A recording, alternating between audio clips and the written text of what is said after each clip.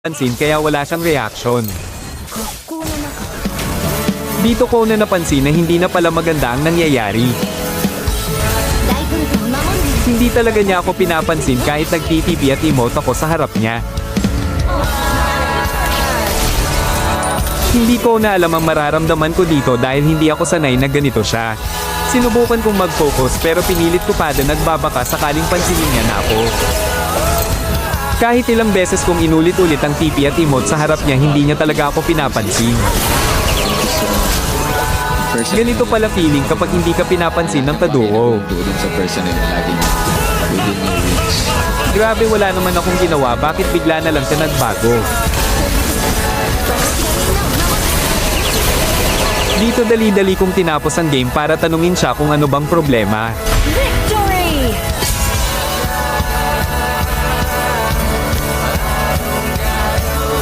Buong game hindi mo ko pinansin tapos sasabihin mong wala?